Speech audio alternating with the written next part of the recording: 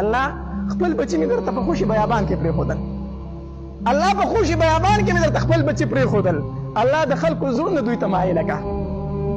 الله د خلکو زړونه دوی ته مایله کا. ابراهیم علیه السلام دوه ښځې وي. یوه سارا بیبي وه خپله مشرۍ ښځه چې دا د تره لور هم وه، او دویمه ښځه دغه د بادشاه لور وه هاجره بیبي چې هغه وله ورکړه. نو د هاجرې بیبي دغلته په شام کې زوی پیدا شو اسماعیل علیه السلام. د کشرۍ ښځې نه زوی وشو اسماعیل علیه السلام. دا اسماعیل علیه السلام چې دی که نه دا علما لیکي وایي د عبرانۍ ژبې او د عربۍ ژبې د دواړو د ژبو نه یو نوم جوړ شوی دی. د اسمع په عربۍ کې معنی ده واوره، او ایل په عبرانۍ ژبه کې الله ته ویلی شي. نو اسماعیل الله زما دا خبره واوره ای الله، یعنی ما له زوی راکړه. په دغه وخت کې د ابراهیم علیه السلام عمر 15 کاله و، بالکل بوډا، اولاد یې نه و. الله ته به یې جړا فریاد کو، الله ما له اولاد راکړه، الله ما له نیک عمل او صالحه بچی راکړه. نو الله ته به یې جړا کوله. نو اسمع الله زما د اواز واوره، الله زما د مطالبه منظور که. الله او ایل په عبرانۍ ژبه کې الله ته ویلی شي.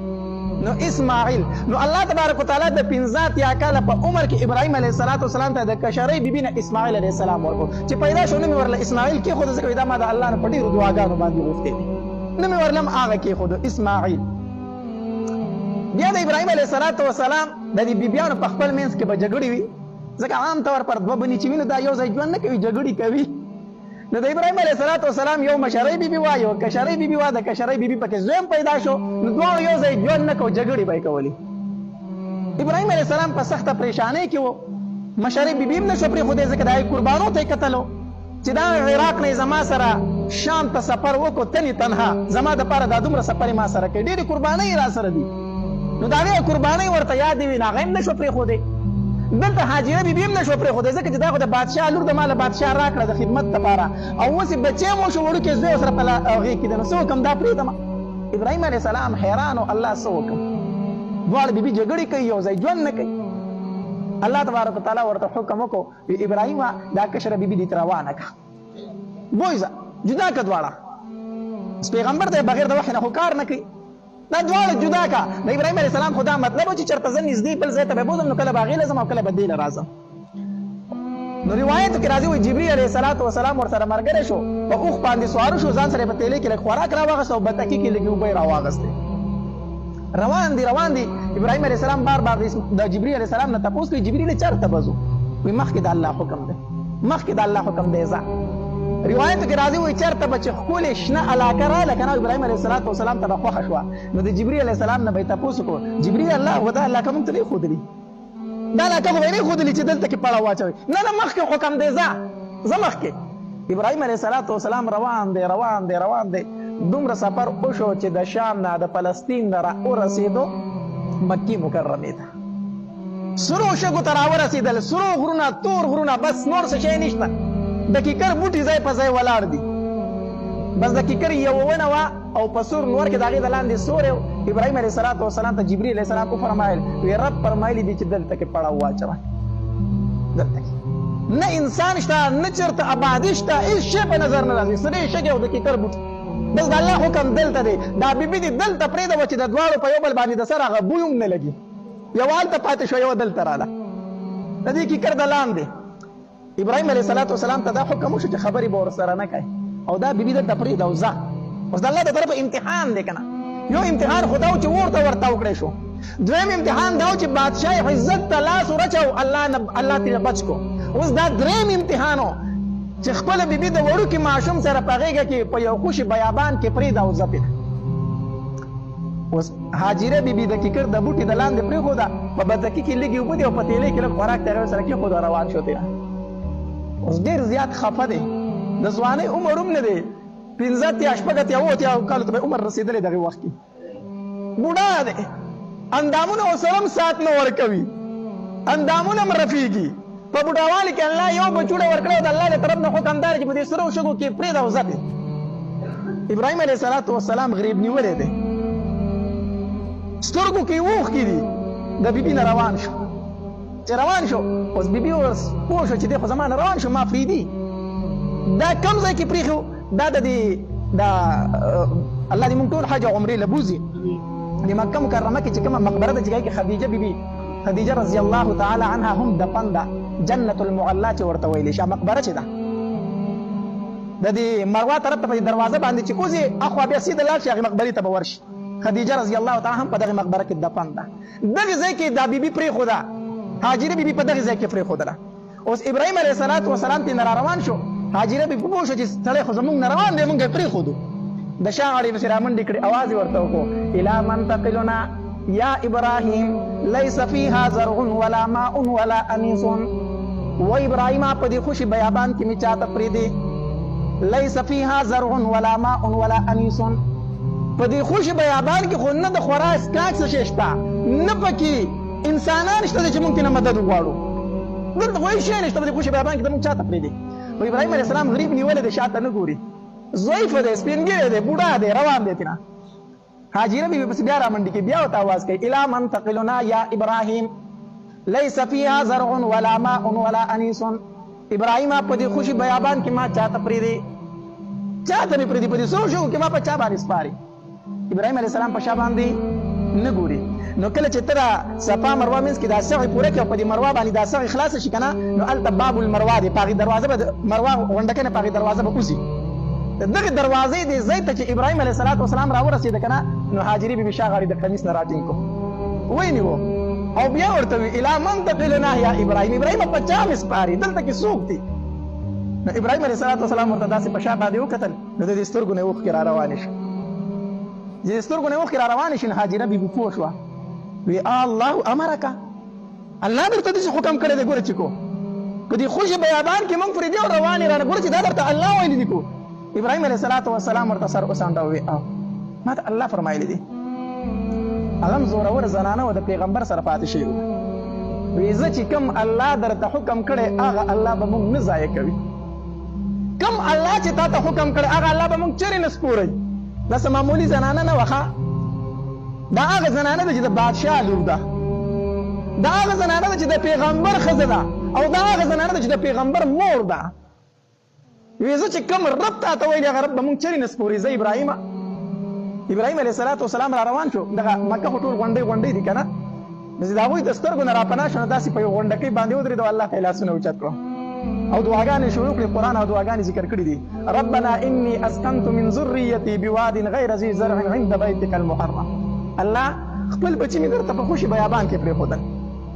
الله په خوشي بیابان کې مې درته خپل بچی پرېښودل الله د خلکو زړونه دوی ته مایله کړه الله د خلکو زړونه دوی ته مایله کړه هغه د ابراهيم عليه السلام دعا ده د هر سړي په زړه کې دا خواهش دی چې ما دغه ځای ولیدلې چې په نوم مسلمان دی هغه دا خواهش لري کاش چې زه دغه ځای ته لاړې او ما دغه ځایونه ولیدلې دا د ابراهيم عليه السلام دعا ده دعا یې وغوښتې وه وی الله د خلکو زړونه دې ځای ته مایله کړه چې دې ځای ته حاضري کوي او راځي ځکه خوشه بیابان ما به کې بچي پرېښودل الله څوک شته ورسره هم ده وړوکې د غېږې ماشوم دی ورسره الله نو خلک خو ورله خواله راوله که نه الله او بیا دعا وکړه الله ورزق اهلهم من الثمرات الله دوی ته د میوونه ورکه د میوونه میوې دوی ته ورکه هغه داسې ځمکه ده چې په هغې کې شین بوټی نه و ابراهیم علیه السلام دعا کوي الله څه ورته ورکه میوې ورته ورکه هغه د ابراهیم علیه السلام دعا ده مکه مکرمه کې د هر موسم میوه تا ته میلاویږي او تازه به درته میلاویږي حیران او ارزان هم ده ګران هم نه یقین به الله که حیران به چې حیران یو انار واخله یو انارو په خوراک په ستړی شي دومره غټ غټ انارونه دي د هغې ځای هغه کیلي څومره خوندورې کې دا د ابراهیم علیه السلام او دعا د الله میوې ورته ورکړه دا نه چې غنم او جوار ولې ورکړه ځکه چې څه په ماشینانو پسې به بیا ګرځي څوک ورسره شته هم نه الله میوې ورله ورکړه چې خوند ترې نه هم اخلي او غذا هم ده هغه د ابراهیم علیه السلام دعاګانې الله تبارک وتعالی قبوله کړي دي هاجره بیبي په دغې ځای کې پرېښوده او ابراهیم علیه السلام کې واپس لاړ شام ته په بتکي کې لږې اوبه وي لږ خوراک و هغه وخوړلی شو اوبه ختمې شوې هاجرې بیبي سره نه د خوراک څه و نه د څښاک څه و په سینو کې چې کمپوی و هغه هم وچ شو هغه وچ چې پوی خو د خوراک نه پیدا کېږي خوراک نه پوی د کم طرف راغلی وي په خپل هم د لوږې او تندې نه بدحاله شوه او دلته چې په غېږه کې کم ماشوم دی هغه هم د تندې نه بدحاله شو هاجرې بیبي د صفا او مروه په دې منځ کې دغلته کې ناسته ده او اسماعیل علیه السلام ورسره په غېږه کې دی او د تندې نه بدحاله دی نو بچی داسې په شګو کې سم له کېښودو او لاړه د صفا غونډۍ ته وختله چې د صفا غونډۍ ته وکتل داسې ګیر چاپیره وکتل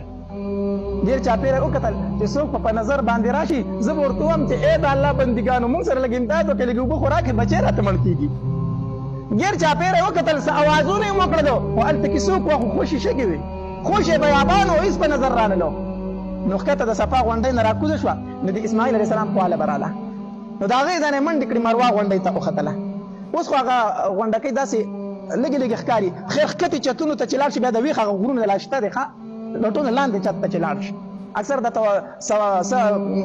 سغې اوس ډبرې چتونو کې کېږي نو مروه غونډۍ ته لاړه چې مروه غونډۍ ته لاړه داسې ګیر چاپېره وکتل او اوازونه یې وکړو چې د الله بندګانو که څوک یې ما ته اواز راکړې بچی راته د تندې نه مړ کېږي په هغې ځای نه هم جواب میلاو نه شو نو د مروه غونډۍ نه بیا راکوزه شوله نو علما لیکي وایي دا اوس خو هلته کې ګټان مټان نشته دی که نه دا صفا مروه دا دوه غونډکۍ وي په دې منځ کې غټ غټ ګټان وو او جاړې وي او ونې وي د کیکر بوټي وو نو دا به چې ښکته راکوزه شو نو د اسماعیل علیه السلام به یې د سترګو نه پناه شو چې غونډۍ د پاسه به ولاړ خو د برې نه به یې لیدو خو چې ښکته به راکوزه شو هغه به د دې جاړو ماړو د دې ګټانو په شا شو دی به نه لیدو نو دی به په دې ګټانو او په دې جاخو کې رامنډې کړي چې ځان بچي له ورسو ماسې نه چې شرمخانې رانه وخوري او مړ به یې په ژوندۍ د تندې نه به مړ شوی وي نو دی به رامنډې والې نو چې رامنډې کړي سر تور سر خیال پې خپې د هغې خواله به یې رامنډې کړي نو هغه ته به بیا کېناسته نو یې زه ستا پکې شته ژوندی دی نو بیا به یې منډه کړه صفا غونډۍ ته به وختله نو صفا په غونډۍ کې به یې اوازونه وکړو دا داسې منډې سر تور سر او خپیال بې خپې وي او چې ښکته راکوزه شي نو په دې منډه ځان بچي له راسئ چې ژوندی دی کوم مړ دی ځان له په منډه باندې رسوي داسې اووه چکرې ولو نو چې د مروه غونډۍ ته وخته که نه او اواز یې وکړو نو جواب ورته میلاو شو جواب ورته میلاو شو یو خوا بل خوا یې وکته څوک شته دی نه بیا یې اواز وکړو بیا ورته جواب میلاو شو چې بچي طرف ته یې وکتل نو خواته ورسره یو سړی ناست دی او د اوبو چینې ورته ښکاره کړې ده نو دی چې رامنډې کړې هغه جبریل علیه السلام په انساني شکل کې راغلی دا چې راورسېده سړی ورکو ورکو چینه ښکاره شوې وه وي دې زر زر شګې راتاو کړه دي د هغې نه وي زم زم زم زم نبي علیه السلام فرمایلي وي هاجري مور کو تېنه دا شګې نه وي تاو کړی دا زمزم به د ډېر حده پورې خورې شوې وي او هغې زر په دغې ځای باندې را ایسارې کړې وي اوبه دي زه به یې ځاله دلته ایسارې کړم هسې نه چې بیا رانه وچې شي چېرته